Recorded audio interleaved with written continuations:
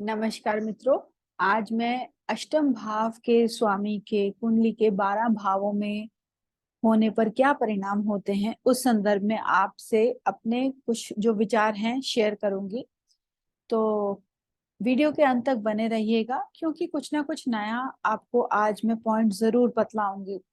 और यदि वीडियो अच्छा लगे तो लाइक करके शेयर करना ना भूलें। तो आइए अब शुरू करते हैं। देखिए, अष्टम भाव हमारी कुंडली के लिए एक त्रिक भावों का हिस्सा है। तो त्रिक भाव जो होते हैं अपने दशाओं में या जो भी ग्रह त्रिक भावों में बैठे होते हैं वह कहीं ना कहीं हमें कष्ट तो देते ही हैं। तो यानी कि आठवां भाव जो है आपके कर्जों को भी बतलाता है। तो वो कर्जे जो आपके पिछले जन्म से भी चले आ रहे हैं और जो ग्रह आपके अष्टम भाव में होंगे आपके उन ग्रहों से संबंधित कुछ ना कुछ कर्जे भी ड्यू होंगे, तो आपको वो उतारने ही होंगे। तो ये भाव आपके लिए बहुत ही एक इम्पोर्टेंट भाव हो जाता है। तो यहाँ से हम क्या क्या चीजें देखते हैं, आइए पहले उसे समझते हैं। देखिए, आठवां भाव आपकी आयु का भी स्थान है और मृत्यु भी देखी जाती है। यानी कि आप कितना लंबा जिएंगे और मृत्यु किस प्रकार से होगी, किस कारण की वजह से होगी, वो भी हमें आठवें भाव से ही पता चलता है। यदि यहाँ पर शुभ ग्रह बैठे हैं तो मृत्यु बहुत ही पीसफुल होगी, आसान होगी और लंबी आयु होगी यदि यहाँ पर शुभ ग्रह बैठे हैं। और यदि पापी ग्रह बैठ जाए तो कहीं ना कहीं ये आपको अपने लेटर पीरियड ऑफ लाइफ में कष्ट देते हैं और मृत्यु भी कष्टकारी हो सकती है। अब यहाँ पर आपको अष्टम भाव की स्थिति देखनी बहुत जरूरी हो जाती है, जिसके बारे में मैं आज आपको बतलाने वाली हूँ।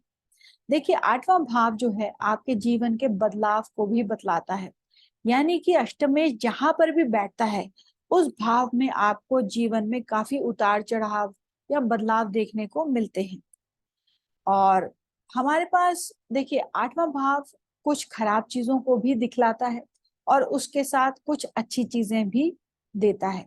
अब खराब चीजें क्या क्या हैं, जैसे ये बड़ी बड़ी रोगों का स्थान है, ये एक्सीडेंट्स को भी दिखलाता है, ये बड़ी बड़ी सजाएं जिसको कैपिटल पनिशमेंट कहते हैं उनको भी दिखलाता है। ये हमारी जो है हमारे ऊपर जो लांछन लगना जिसको कहते हैं ना, उसको भी, बैड नेम को भी दिखलाता है। तो आठवां भाव इंसान की कुंडली में जहां पर भी बैठा है आप उस भाव से संबंधित बहुत ज्यादा उस भाव पे ट्रस्ट ना करें, क्योंकि आपको उस भाव से कहीं ना कहीं कष्ट तो मिलेगा ही, चाहे वह शारीरिक कष्ट है या दूसरी प्रकार से आपको धोखा है वो खाने को मिलेगा ही। अब कुछ राशियां ऐसी होती हैं जहां पर एट्थ हाउस खराब रिजल्ट्स नहीं देता, जैसे कि मेष राशि होगी। मेष राशि वालों के लिए अष्टम भाव में तो जो स्कॉर्पियो साइन पड़ जाता है, यानी कि वृश्चिक राशि पड़ जाती है। तो ऐसे में क्योंकि लग्न का स्वामी भी है मंगल, तो आपको आठवें भाव के खराब परिणाम नहीं मिलते। उसी प्रकार से जो तुला राशि होती है, तुला राशि वालों के लिए भी वृष राशि उनके अष्टम भाव में पड़ती है, तो उनको अष्टमेश का दोष नहीं लगता, तो ये खराब परिणाम नहीं मिलता इनको। अब दो और राशि हैं, जैसे कि धनु राशि और एक मकर राशि। धनु राशि वालों के लिए अष्टम भाव में कर्क साइन पड़ता है और मकर राशि वालों के लिए अष्टम भाव में सिंह राशि पड़ती है।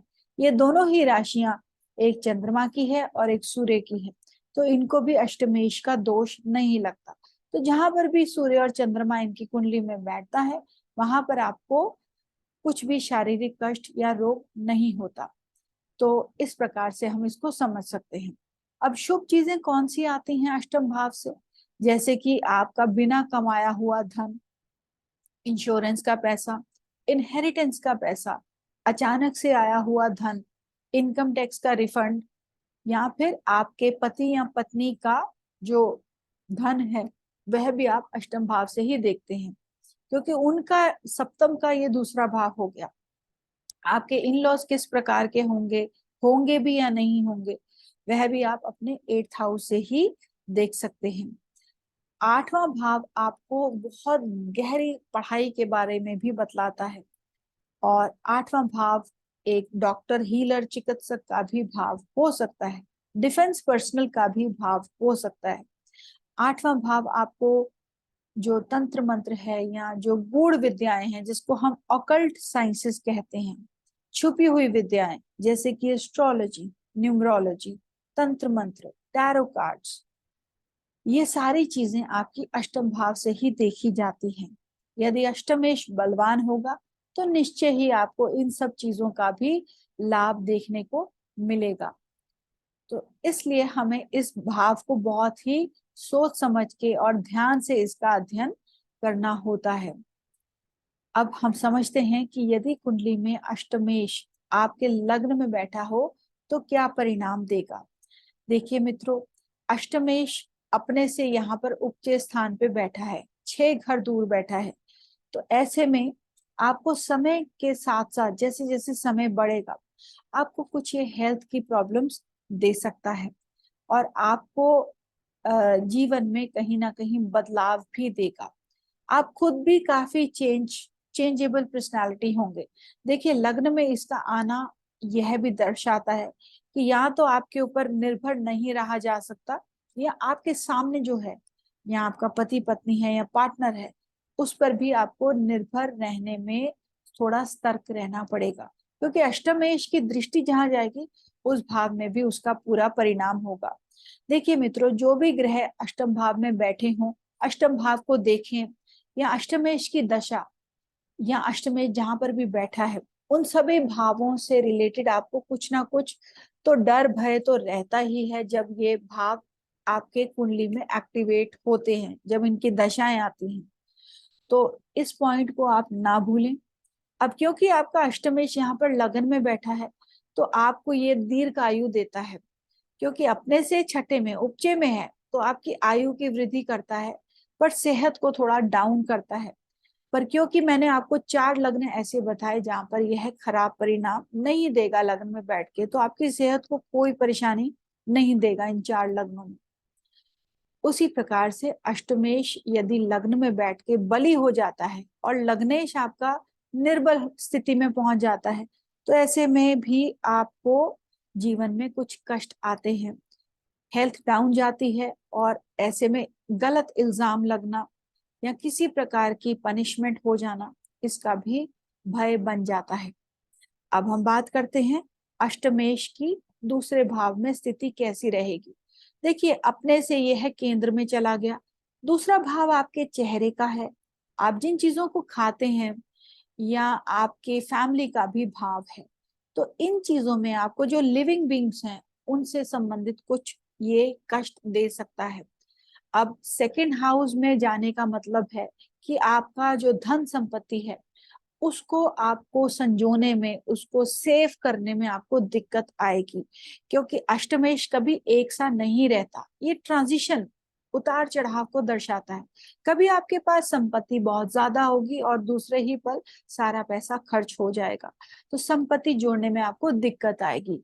क्योंकि अष्टम भाव इनहेरिटेंस का भी है, अचानक से आया हुआ धन भी है, तो यदि आप किसी और के पैसे को संभालेंगे तो आपके लिए पैसा जोड़ने में आपको दिक्कत नहीं आएगी। तो ऐसे लोगों का जो पारिवारिक जीवन है वह भी कभी सामान्य नहीं रहता, यदि अष्टम भाव का स्वामी आपके कुंडली के सेकंड हाउस में बैठ जाता है। अब हम बात करते हैं अष्टमेश का तीसरे भाव में भ्रमण। अब देखिए, तीसरा हाउस अष्टम से अष्टम होने की वजह से भावत भावम होने से आपको बहुत अच्छे परिणाम देता है। भावत भावम के अनुसार यदि कोई भाव का स्वामी अपने से उतने ही भाव दूर बैठा है जो उसके भाव का नंबर है, तो आपको उस भाव की बलि बना देता है। उदाहरणतः यदि दूसरे भाव का स्वामी अपने से दूसरे में बैठा है, यानी कि तीसरे भाव में बैठा है, तो धन की वृद्धि करेगा। तीसरे भाव का स्वामी अपने से तीसरे में बैठा है तो आपकी जो पराक्रम है उसकी वृद्धि करेगा। उसी प्रकार से अष्टम भाव का स्वामी अपने से अष्टम में बैठकर अष्टम भाव से होने वाली चीजों की वृद्धि करेगा। तो जीवन में उतार चढ़ाव तो बढ़ जाएंगे, चेंजेस तो आएंगे ही, आयु की भी वृद्धि करेगा, और आपको कहीं ना कहीं चोट लगने का भी भय बना देता है, या कोई शारीरिक पीड़ा का भी भय बना देता है। आपकी गर्दन से रिलेटेड जो हिस्सा है या जो आपके शोल्डर्स, भुजाएं हैं, उनमें भी कुछ ना कुछ आपको तकलीफ दे सकता है। पर आपको यहाँ पर ग्रह की स्थिति को भी नहीं भूलना। कई बार ग्रह अपनी ही राशि में बैठा होता है या उच्च राशि में बैठा होता है, तो ऐसे में आपको खराब परिणाम नहीं मिलते हैं। उच्च राशि का होने पर आपको खराब परिणाम मिल सकते हैं, पर स्व राशि का होगा तो आपको परिणाम खराब नहीं मिलेंगे। अब हम बात करते हैं आपके छोटे भाई बहनों की, वह भी हम तीसरे भाव से ही देखते हैं। तो यहाँ तो आपका उनके साथ संबंध ठीक ना रहना या उनके खुद के निजी जीवन में आपको कुछ कठिनाइयां अष्टमेश के होने से देखने को मिल सकती हैं। ऐसे लोग अपनी वाणी की वजह से ही अपने दुश्मन भी बना लेते हैं। अब बात करते हैं अष्टम भाव के स्वामी का चौथे भाव में यदि प्रेजेंट होगा तो आपको क्या रिजल्ट्स मिलेंगे। देखिए, फोर्थ हाउस आपकी एजुकेशन का है, स्कूलिंग का है। तो आप देखेंगे स्कूलिंग में कहीं ना कहीं उतार चढ़ाव आपको देखने को मिल सकते हैं। हो सकता है आपको कोई अच्छा स्कूल ना मिलने की वजह से आप बार बार स्कूल चेंज कर सकते हैं, या आपकी माता जी के जीवन में कुछ कष्ट रह सकते हैं, या माता जी के जीवन में उतार चढ़ाव रह सकते हैं। खास तौर पे यदि चौथे भाव का स्वामी चौथे भाव में ही बैठा हो अष्टमेश के साथ। अब फोर्थ हाउस आपके वाहन का भी स्थान है, तो ऐसे में वाहन से दुर्घटना का भी भय बन जाता है। पर शुभ ग्रहों को भी देख लें आप इस निष्कर्ष के ऊपर पहुंचने से पहले। ऐसे लोगों को फॉरेन सेटलमेंट के लिए बहुत अच्छा योग बनता है। मित्रों, मैं फॉरेन सेटलमेंट से रिलेटेड एक अलग वीडियो भी बनाऊंगी जिसमें मैं बहुत से पॉइंट्स को लेकर आपको बताऊंगी। तो यहाँ पर आप केवल इतना ही समझें, जब हमारा चौथा भाव कमजोर होता है तो फॉरेन सेटलमेंट के लिए बहुत अच्छा एक वातावरण बन जाता है।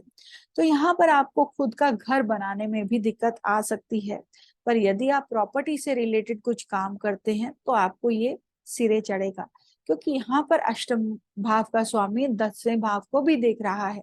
तो आप प्रॉपर्टी से रिलेटेड कुछ कार्यरत कर सकते हैं, कार्यरत हो सकते हैं। तो मित्रों, अब बात करते हैं अष्टम भाव के स्वामी की फिफ्थ हाउस में पोजीशन हमें क्या बतलाती है। देखिए, फिफ्थ हाउस आपकी बुद्धि का भी स्थान है, फिफ्थ हाउस आपके लव, रोमांस और संतान का भी स्थान है। तो यदि आपके फिफ्थ हाउस के लॉर्ड और एट्थ हाउस के लॉर्ड एक ही हैं, जैसे कि मान लीजिए आपके फिफ्थ हाउस में धनु राशि पड़ती है, तो आपके 8वें भाव में मीन राशि पड़ेगी।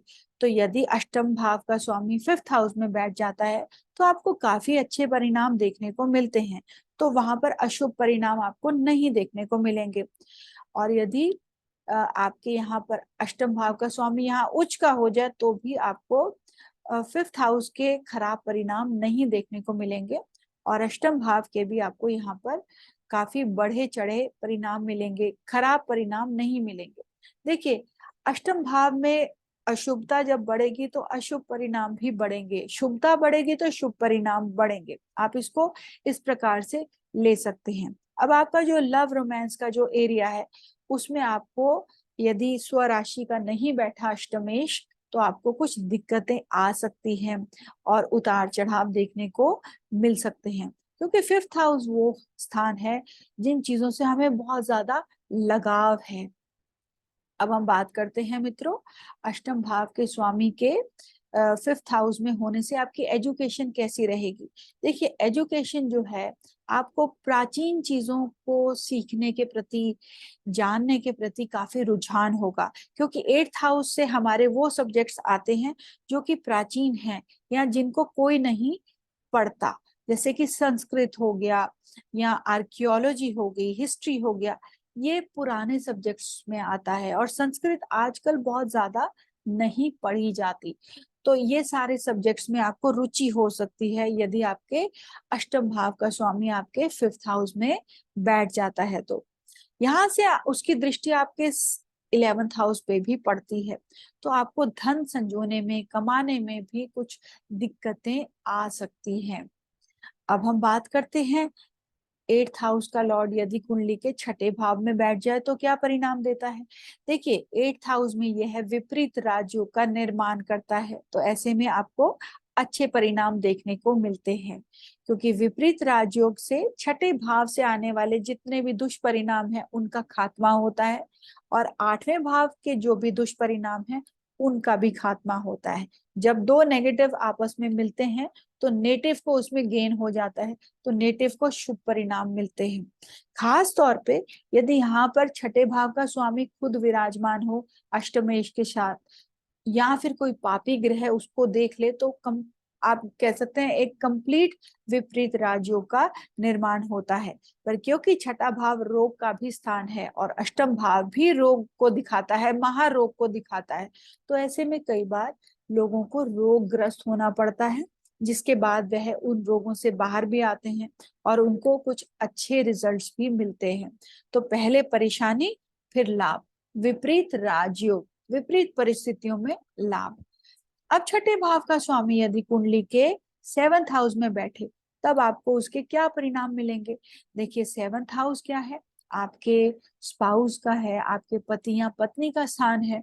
तो यहाँ पर आपको अपनी मैरिड लाइफ में काफी उतार चढ़ाव देखने को मिल सकते हैं। कई बार ये द्विभार्या का, दो मैरिज का भी योग बना देता है।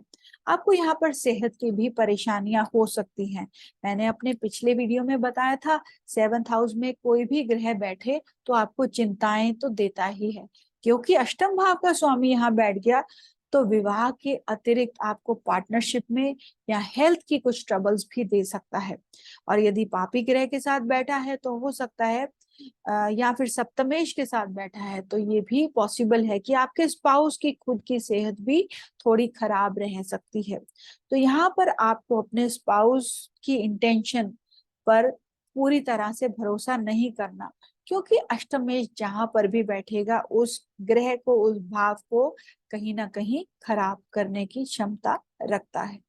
तो मित्रों, जो 4 लग्न बताए उन पे अष्टम भाव खराबी नहीं करेगा यदि सप्तम भाव में बैठा है। तो अब बात करते हैं 8th हाउस का लॉर्ड यदि 8वें घर में ही बैठ जाए तो यहाँ पर भी एक विपरीत राजयोग का निर्माण होता है। अब यहाँ पर विपरीत राजयोग का निर्माण होने से आपको विपरीत परिस्थितियों में लाभ तो देगा ही, साथ में आपकी आयु की भी वृद्धि करेगा, क्योंकि 8th हाउस का लॉर्ड 8th हाउस की पॉजिटिव क्वालिटीज को बढ़ाएगा और नेगेटिव क्वालिटीज जो है वह कम हो जाएंगी। तो यदि यहाँ पर कोई पापी ग्रह भी बैठ जाए या देख ले तो बहुत अच्छा विपरीत राजयोग का निर्माण होता है।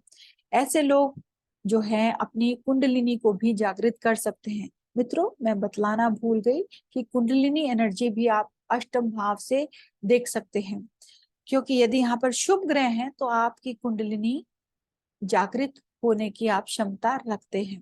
देखिए हर इंसान की बॉडी में 7 चक्रास होते हैं। हमारा जो बेस चक्रा होता है, जो मूल धारा चक्रा होता है, उसमें हमारी कुंडलिनी एनर्जी होती है, डोरमेंट होती है। हर इंसान की बॉडी में कुंडलिनी एनर्जी कुछ हद तक जागृत हुई होती है।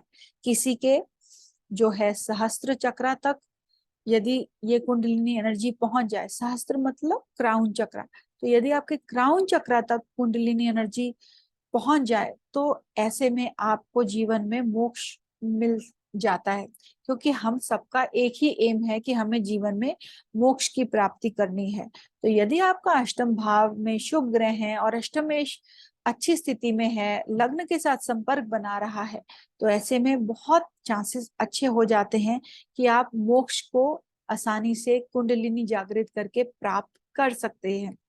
तो आपके लिए तो बहुत अच्छा एक साइन हो गया। तो हर इंसान की कुंडलिनी किस हद तक जागृत होगी इसका पता भी हम अष्टमेश की स्थिति से लगा सकते हैं। तो मित्रों, अब हम बात करते हैं 8th हाउस के लॉर्ड की 9वें भाव में क्या स्थिति होगी। देखिए 9वां भाव आपके धर्म कर्म का भी स्थान है, सिर्फ धर्म का, सॉरी नॉट कर्म का। तो यहाँ पर यदि अष्टम भाव का स्वामी आता है तो ऐसे लोग अपने धर्म से हटकर दूसरे धर्म की भी स्टडीज में रुचि रखते हैं।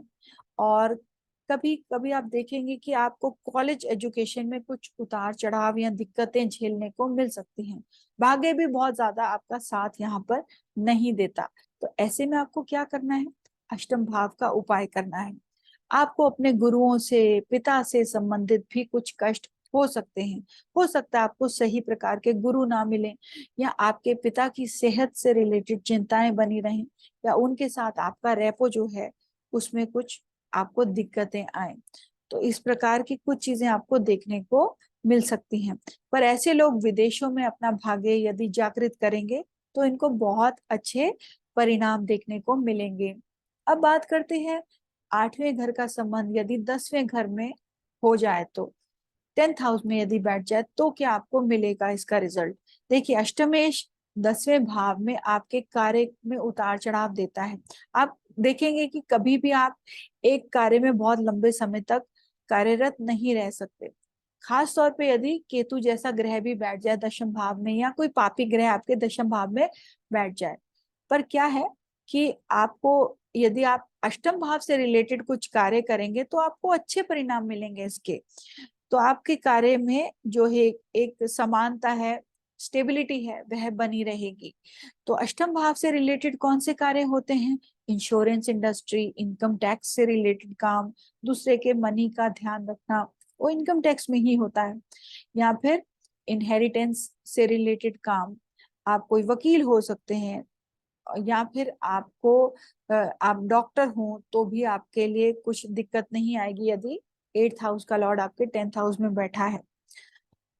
तो आप डिफेंस पर्सनल भी हो सकते हैं, क्योंकि ये कुछ ऐसे काम हैं जो दूसरों की लाइफ एंड डेथ से रिलेटेड डील करते हैं। क्योंकि बीइंग अ डिफेंस पर्सनल, आप देखेंगे कि आप अपनी जान को खतरे में डाल के दूसरे की लाइफ को सेव करते हैं। आपको हर समय यह भय रहता है, या आपको नहीं पता होता कि आपकी जीवन में क्या उतार चढ़ाव आने वाले हैं। तो ये सारी चीजें आपके 8th हाउस से आती हैं। जमीन से निकला हुआ काम, कंस्ट्रक्शन का काम, जेमस्टोन्स का काम भी आप कर सकते हैं। तो यहाँ पर आप अपने स्टेटस को लेके, रेपुटेशन को लेके काफी सतर्क रहें तो आपके लिए अच्छा होगा। क्योंकि यहाँ पर आपके 10th हाउस में थोड़ी कमजोरी आ जाती है जब 8th हाउस का लॉर्ड 10th हाउस में बैठता है। तो अब हम बात करते हैं 8th लॉर्ड जब हमारे कुंडली में 11वें भाव में बैठ जाता है। मित्रों, 11वें भाव में बैठे सभी ग्रह हमें कुछ ना कुछ अच्छा तो देते ही हैं, क्योंकि वह बाध्य होते हैं। पर क्या है कि आपका 11वां भाव आपकी इच्छा पूर्ति क्या है और आपकी इनकम का है। तो आपको इनकम जनरेट करने में काफी मुश्किलें आती हैं, उतार चढ़ाव झेलना पड़ता है। कभी कभी तो आप कहेंगे कि मेरी इनकम बहुत अच्छी है, पर दूसरे ही पल में आप कहेंगे अब मेरे हाथ से जॉब चली गई, तो अब मैं विदाउट वर्क हूँ। तो इस तरह की परेशानी आपको देखने को मिलती है जब अष्टम भाव का स्वामी आपके 11th हाउस में बैठ जाता है। और आपकी इच्छा पूर्ति में भी आपको बहुत ज्यादा बदलाव मिलते हैं। इच्छाएं कभी पूरी हुई, कभी नहीं हुई, कई बार आपने मन मार लिया, ऐसी परिस्थिति भी बन जाती है। अब यहाँ से अष्टम भाव अपने से केंद्र में है, तो 8th हाउस को काफी बल मिल जाता है। तो यहाँ पर आपको यदि कोई पापी ग्रह बैठे तो वाहन ध्यान से चलाना है, और यदि शुभ ग्रह बैठे तो आपको 8th हाउस की शुभता में आपको बहुत अच्छे परिणाम मिलते हैं, उसमें बल आ जाता है। यदि खराब ग्रह बैठे हैं, अष्टमेश का स्वामी 11th हाउस में कोई मेलेफिक ग्रह बैठा है, तो अष्टम भाव में अशुभता आ जाती है। तो ये आपको जरूर देख लेना है कि कौन सा ग्रह यहाँ पर बैठा है। अब यहाँ पर जो भी ग्रह बैठेगा 11वें भाव में, उसका डायरेक्ट दृष्टि आपके 5th हाउस में होगी। तो 5th हाउस क्या है? मैंने बताया आपको, आपकी संतान, आपकी लव रोमांस, आपकी एजुकेशन, स्पेकुलेशन, इन सब चीजों को भी ये कंट्रोल करते हैं। अब स्पेकुलेशन में क्या रिजल्ट्स मिलेंगे? आपको ये अचानक से कुछ धन लाभ भी करवा सकता है, और अचानक से ये गिरा भी सकता है। अगर शुभ ग्रह बैठा है 11th में तो आपको धन लाभ करवा सकता है 5th हाउस को देखकर। यदि अशुभ ग्रह बैठा है तो अचानक से आपको नुकसान भी कराने की परिस्थिति रखता है। तो ये कुछ चीजों को आप देखेंगे तो आप बहुत आसानी से चार्ट को अपने समझ पाएंगे। अब बात करते हैं कि 8वें घर का स्वामी यदि कुंडली के 12वें भाव में बैठता है तो हमें क्या परिणाम देता है। तो मित्रों, जो 12वां भाव है वह व्यय का स्थान है। यहाँ पर भी एक बहुत अच्छा विपरीत राजयोग का निर्माण होता है, खास तौर पे यदि 12वें भाव का स्वामी 12वें भाव में ही बैठा हो, या फिर कोई पापी ग्रह 12वें भाव में बैठ जाए, तो बहुत अच्छा विपरीत राजयोग बनता है। विपरीत परिस्थितियों में आपको लाभ होता है। जैसे कि ये पोजीशन डॉक्टर्स के लिए बहुत अच्छी है, डिफेंस वालों के लिए बहुत अच्छी है, क्योंकि इन दोनों ही जो प्रोफेशंस हैं इसमें आप लोगों की लाइफ एंड डेथ के साथ डील करते हैं। तो आपको यहाँ पर 8वें घर की जो भी खराब चीजें हैं उनसे रिलेटेड नुकसान करवाएगा। 8वें घर का स्वामी जब 12th हाउस में है, और 12th हाउस के जो खर्चे हैं, हॉस्पिटलाइजेशन है, उनका भी यह सिचुएशन नुकसान कराएगी। पर यह स्थिति आयु के लिए अच्छी नहीं है, क्योंकि 8वां घर आयु का भी होता है। जब यह कुंडली के 12वें स्थान पे जाता है तो आयु में थोड़ी कमी कर देता है। तो मित्रों, ये कुछ मेरी ऑब्जर्वेशंस हैं related to the 8th house in different houses. तो आशा करती हूँ ये वीडियो आपको भाया होगा, अच्छा लगेगा। तो आप इसको शेयर कीजिए और लाइक करके प्रोत्साहित कीजिए, और मेरे चैनल के साथ जुड़े रहिए। यदि आपने सब्सक्राइब नहीं किया तो जरूर सब्सक्राइब कीजिए। बहुत जल्दी आपको अपने अगले वीडियो के साथ मिलूंगी, तब तक के लिए गुड बाय।